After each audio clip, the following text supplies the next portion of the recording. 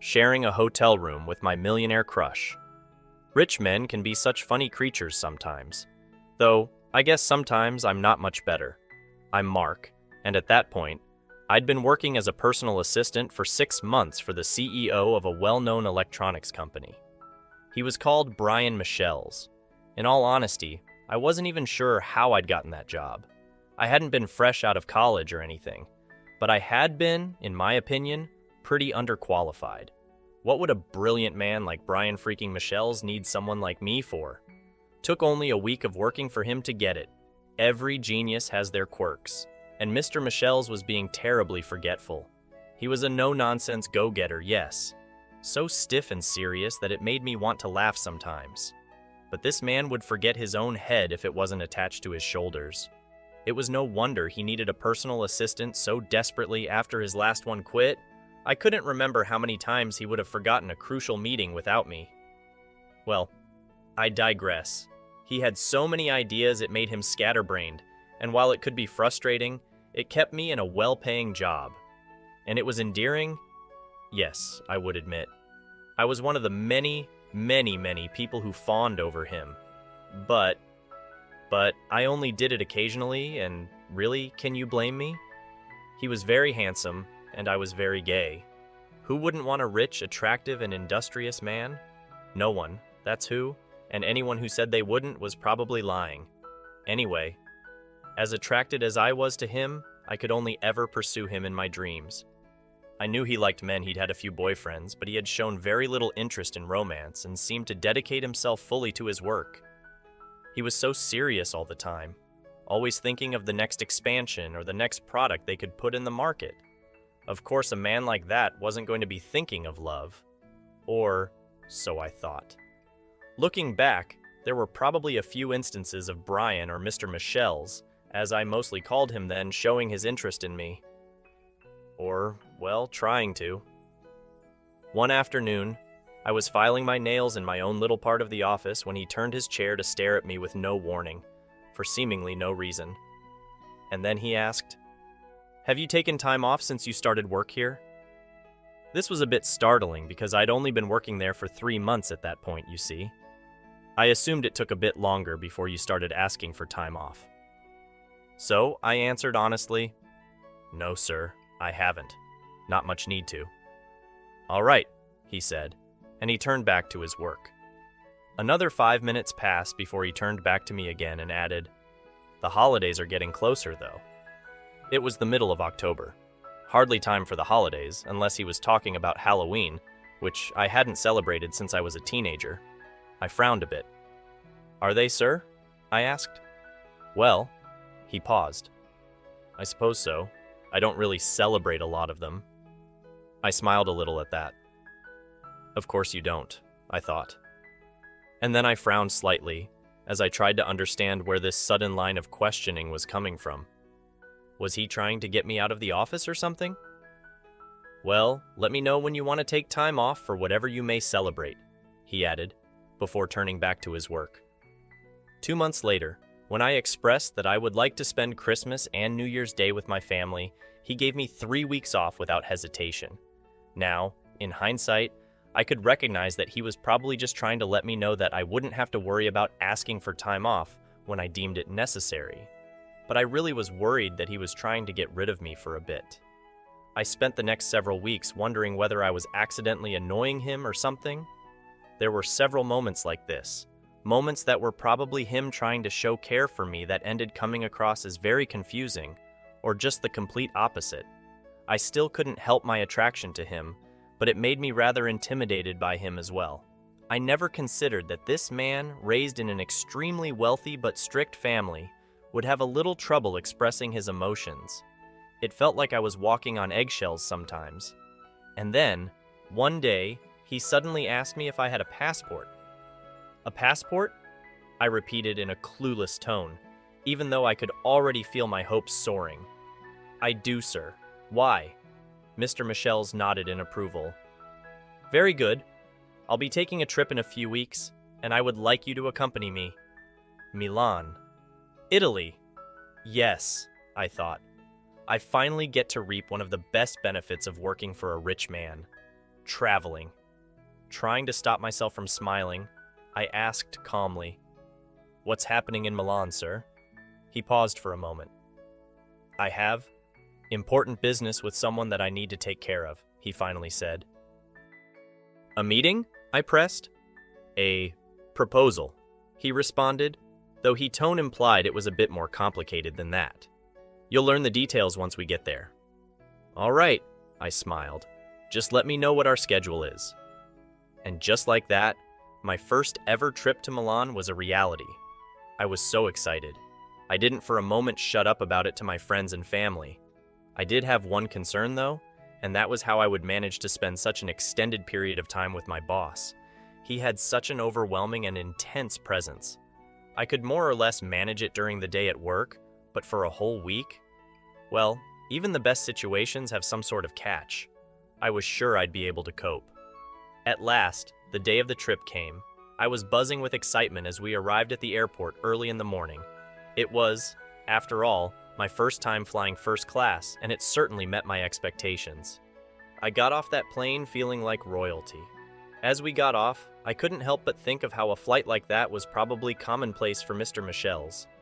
A rented limousine was waiting to take us to the hotel we'd be staying at. I'm sure my nose was pressed right against the window the entire drive. The city was beautiful and aglow with lights that evening.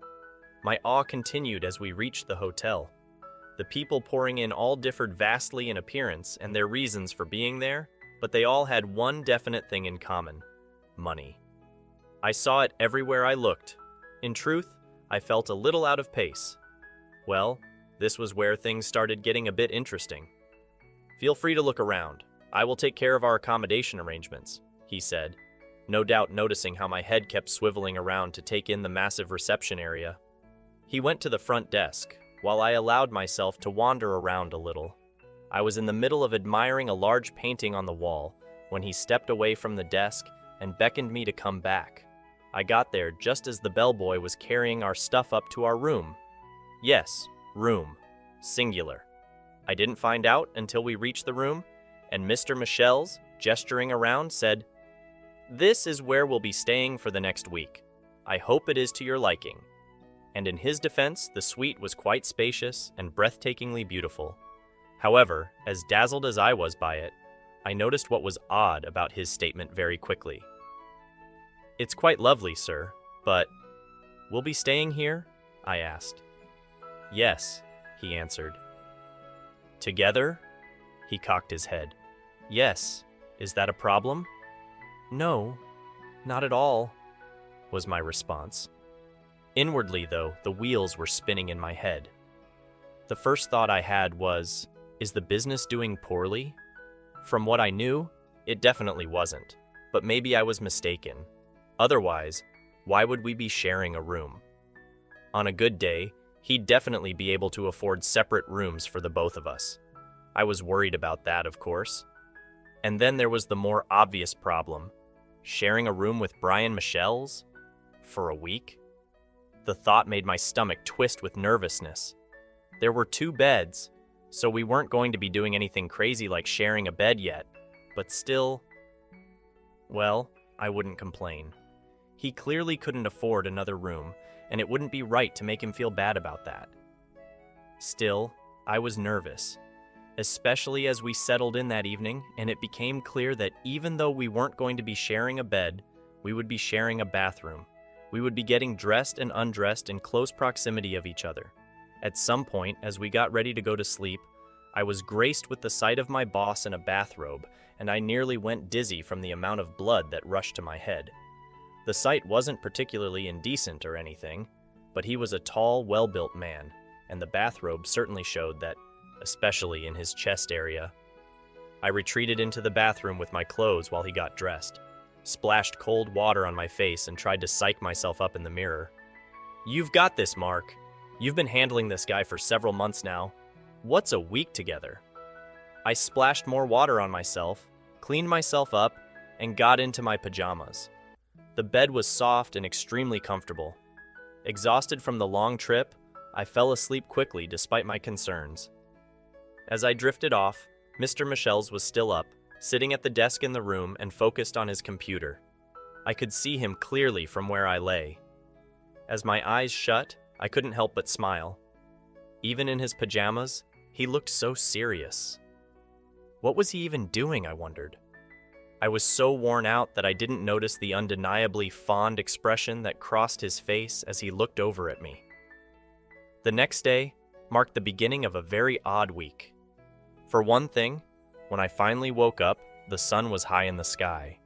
I sat up, dazed as I looked around. Mr. Michel's was in the same spot as he had been the previous day, except he was having his breakfast and reading a newspaper, a pair of glasses resting on the bridge of his nose. He was no longer in his pajamas and had clearly already had a shower, but he definitely looked very comfortable. I narrowed my eyes slightly in confusion. I was so used to seeing him in his suits that seeing him in something simple like a t-shirt and sweatpants was strange, but certainly not unattractive. Quite the contrary, actually. He looked over at me. He was quiet for a bit as he regarded me. I was suddenly hyper-aware of the fact that my hair was probably a mess. "Good morning, Mark," he greeted. "Good morning, sir," I croaked out. I looked towards the window and felt a bit alarmed as I saw how bright it was outside. "It's already this time," I mumbled to myself. I turned back to him and asked, "What's on today's schedule?" I imagined I would be sitting in on a lot of boring meetings and running errands. I wanted to get all that out of the way as soon as possible. As soon as I asked that question, another, arguably more important question popped up in my head. "What is the schedule for this trip in general, sir?" I asked, slightly concerned. "You never told me that." "Ah." He was quiet as he picked up his mug and casually drank from it. "I'll handle that." Really? I immediately regretted it, but I couldn't stop the word from slipping out of my mouth, nor could I contain the pure disbelief in my voice. I knew just how poor he was at scheduling, because it was one of my main duties as his assistant. He raised a brow at me. I cleared my throat. I'd be more than happy to do all that, sir. It is what you pay me for," I said. "Yes, but I will handle it this time," he said, in a tone that really left little room for debate. "There are other duties for you to tend to. As for today, there is no rush. You should sleep more." I blinked. Did I interrupt his morning reading or something? "Oh, well, I'm not particularly tired," I mumbled. In that case..." He reached out and picked something dark and flat off the table. He flicked it over to the bed, and it landed on my lap. I picked it up and discovered it was a menu. I looked back at him in slight confusion. "Breakfast," he clarified curtly. He nodded towards the phone on the nightstand beside me. "You can order it." "Oh, right." A bit embarrassed, I opened the menu and went over my options. The room went quiet again. As my breakfast was brought up and I ate, he said, "Once you're done eating, get ready. We'll be leaving in an hour." I had my doubts, but I decided to keep them to myself. I nodded. Here we go, I thought. He probably had some meeting he needed to attend. I'd have to be prepared to take notes. And run a few errands, most likely. And yet, inexplicably, when we got ready and left the hotel, we weren't going to meet a group of stuffy men and women in equally stuffy suits. Instead, the same limousine from the previous day was waiting for us outside the hotel. And then, it drove us to our first stop for the day. To my pleasant surprise, it was a tour of the city. Oh. I looked over at Mr. Michel's. Still as serious as ever, he was staring straight ahead into the crowd. "I thought we were going to be attending a meeting of some sort, sir." "For your proposal?" He looked at me, arching a brow incredulously. "I don't recall ever telling you that," he said. "That comes later." I had nothing to say in response to that, because, well, he had never told me that. "Right. So, why the tour?" I asked. Mr. Michel's was quiet. It almost looked like he was thinking of the best way to respond. "It's been some time since I've been here," he finally responded. "I would like to see if anything has changed." I looked around us. It was a tour of historical spots in the city. What exactly could have changed? Of course, I didn't ask this question. It was his money. He'd even paid to skip the long line of people waiting. The tour was enjoyable, of course. I took pictures of pretty much everything I could, but I also noticed that, oddly, Mr. Michel's wasn't too concerned with what the guide was showing us. Maybe he had seen everything already? Well, I wasn't complaining. He took a leisure trip and decided to take me along with him. I saw that as a win. The sun was setting by the time things wrapped up. I had had an entirely fun time. And then, afterwards, "The food at that hotel is ghastly," he complained. I thought it was some of the best food I'd ever eaten, but who was I to argue with a rich man's palate? "We'll be eating somewhere else tonight," he finished. I had no objections. Well, not until we actually got to the restaurant and I felt nearly suffocated by the wealth on display. Brian was unfazed as we ate dinner in silence. I snuck a few glances at him. His face, while nearly perfect in every way, was practically unreadable, which was unfortunate, because despite his oddities, I really did want to know more about him. Was that a weird, slightly inappropriate thought for an employee to have about their boss? Maybe. Probably. But the heart wants what the heart wants, I guess. He glanced up at me just in time to catch me staring. "Something wrong?" he asked. I looked back at my meal. "No, sir. I was just thinking about something." After dinner, we went back to the hotel. Still worried, I decided to bring up the conversation from that morning again. "You know, sir, I really could handle the schedule." Seated on my bed, my eyes tracked him as he walked over to the big closet, opened up the side that contained his clothes, and proceeded to change. I was relieved when he stood behind the door to keep himself hidden. That is, until I started to see each article of his clothing being hung up against the door. Ignoring the imaginary striptease playing out in my head, I waited for his response. "You don't trust my ability to handle this trip myself?" he asked. "Of course I do, sir," I said. A lie, of course. He seemed to see through because, in a somewhat rare moment, I heard him chuckle quietly. I was caught by surprise, even more so when he shut the closet door, now in more comfortable clothes again, and he still had a trace of a smile on his face. A somewhat sarcastic one, but still. "Do you?" He walked past me on his way to his bed, pausing to look down at me. I said I will handle it. I appreciate your concern, but if I forget an appointment, that would hardly be your problem, would it? I pursed my lips slightly. Well, you'd lose money, and you are my boss. In other words, your source of income? I pressed my lips together, slightly embarrassed, and not daring to say any more.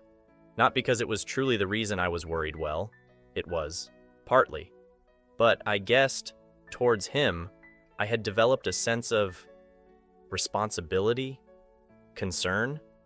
Something like that, but I had no clue how to put it into words, so I didn't speak. Visibly amused, he went back to his bed and retired for the night. Thus, the first day ended. From the second day, more and more oddities began to pop up. Just like the previous day, we took another leisure trip. Shopping. I had no complaints, of course.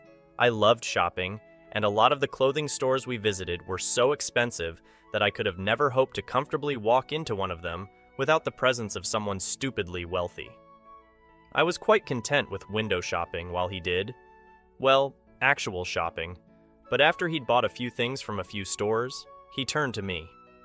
I have gotten just about everything I need, he said, placing a hand on his shoulder and rolling his head slightly. Would you like to get anything? I laughed nervously. I can hardly afford anything here, sir. He was quiet for a bit. I don't pay you well enough? A genuine question in hindsight. One I misunderstood. Crap. I quickly tried to explain myself. Oh, that's not what I'm saying at all. It's just that... Never mind that, he interrupted, waving his hand dismissively. I'm well aware it's above your budget. Get something anyway. I will pay. Oh? I blinked in surprise. He was offering to pay? In fact, it felt more like he was insisting, but I felt it would be rude to refuse. The rest of the day was spent shopping for myself. I will admit, I might have gone overboard just a bit. I really love clothes, you see. But as we got back that night and I properly went through everything we had bought, I got a bit worried. I looked towards the bedroom, where Brian was already asleep. We'd been here for 2 days, and I still didn't understand the true purpose of this trip. What exactly was going on? I decided that I would ask him the next day and that I would make sure to get an answer, no matter what. The next morning, we were out on the town. Rather than an organized tour, he simply decided that he wanted to take a walk, which was all well and good, but I had to save him from getting pickpocketed twice. By the third time it nearly happened, I took him by the wrist and pulled him into a nearby empty alleyway. "What are you doing?" he asked, clearly confused. Ignoring his protests, I began to adjust his appearance. First, I pulled off the watch on his wrist. Then I reached up to his neck, taking off his visibly expensive silver chain. "There's little to be done about your clothes," I muttered as I stuffed his valuables in the bag I had around my waist. "But at least this way you aren't a walking target, sir. Where's your phone?" "In my pocket," he replied. I clicked my tongue. "That's no good. Give it to me. It'll be safer in my bag here. Anyone could just slip their hand into your pocket." I held out my hand and finally looked back at his face. He was staring at me, very quietly and very intensely. He was barely taller than me, but his presence suddenly felt near overwhelming. Why? Was he looking at me like that?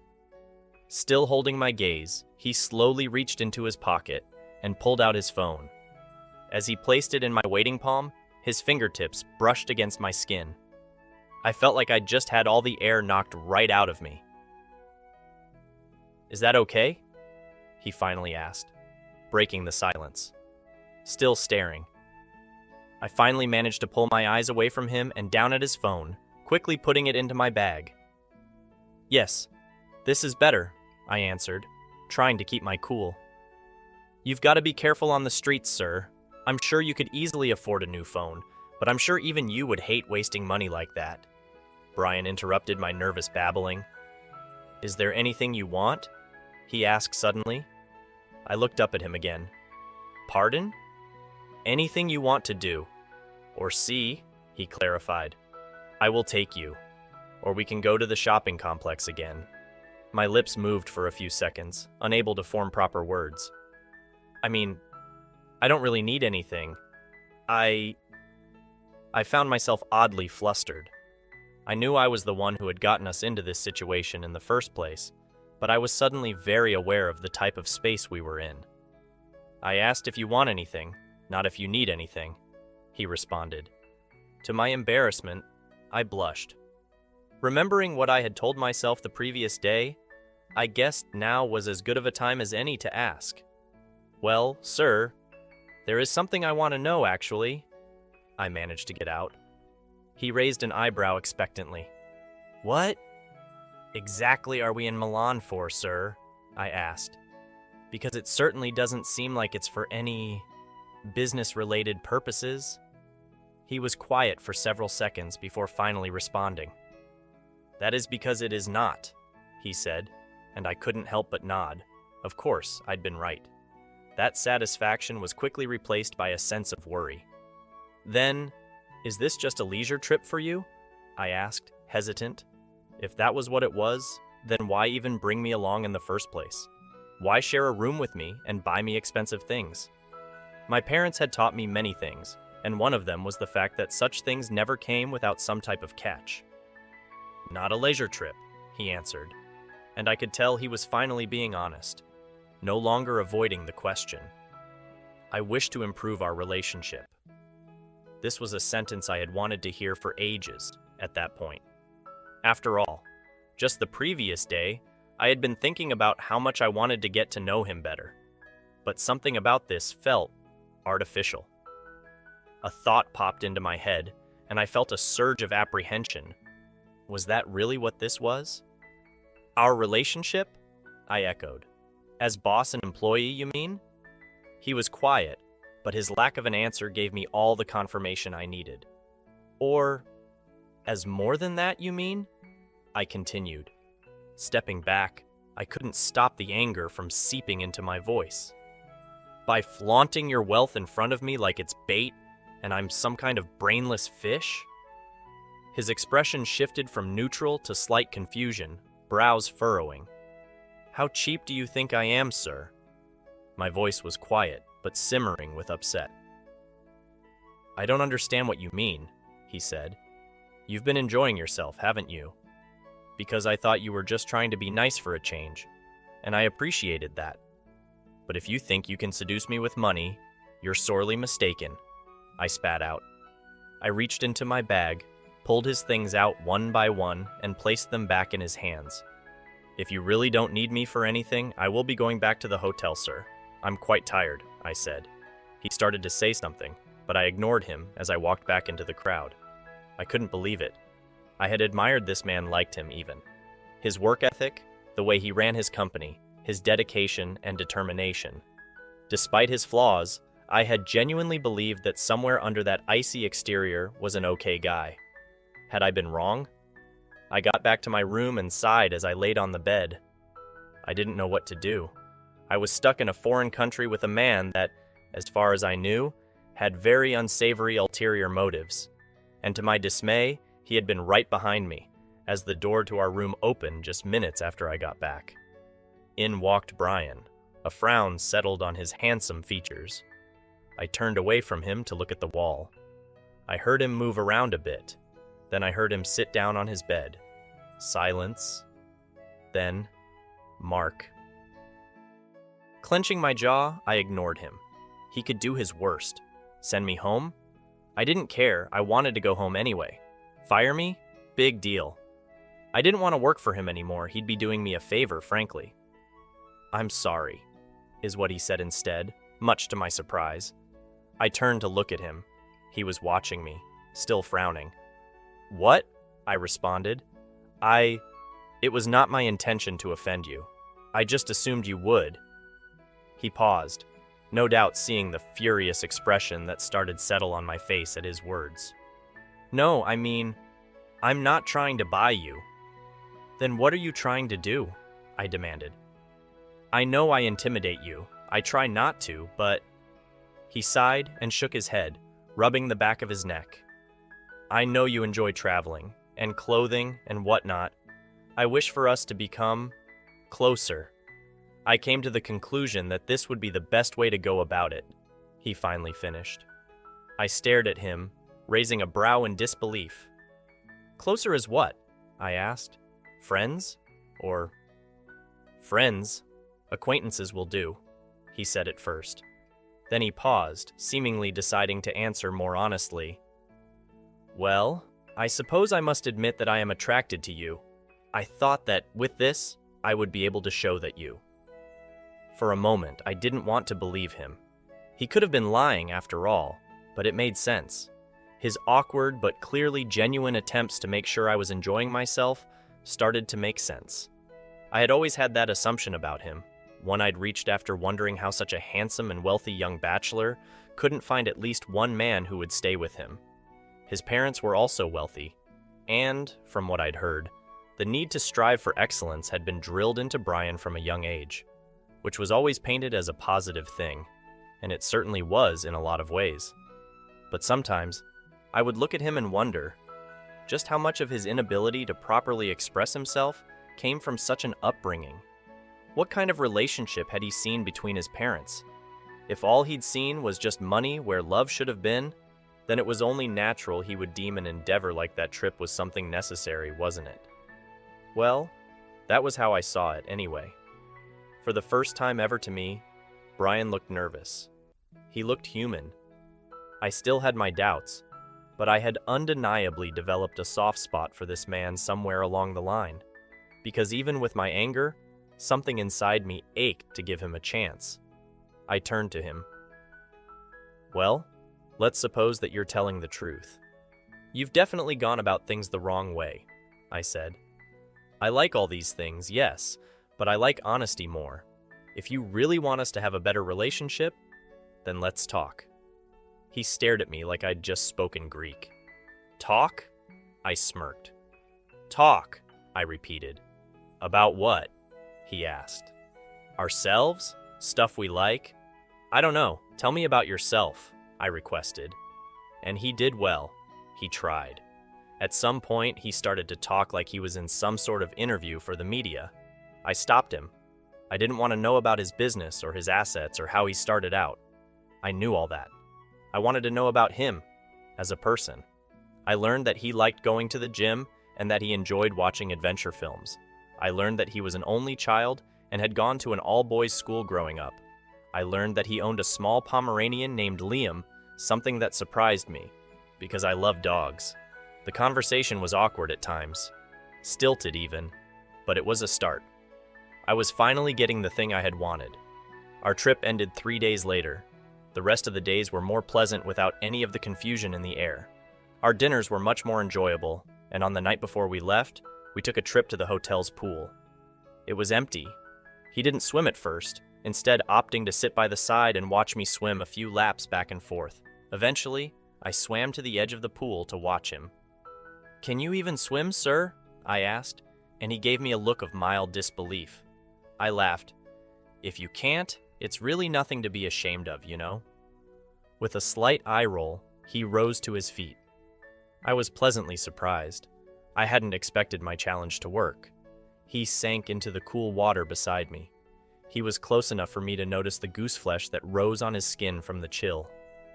"I guess you can get in the water?" I smiled.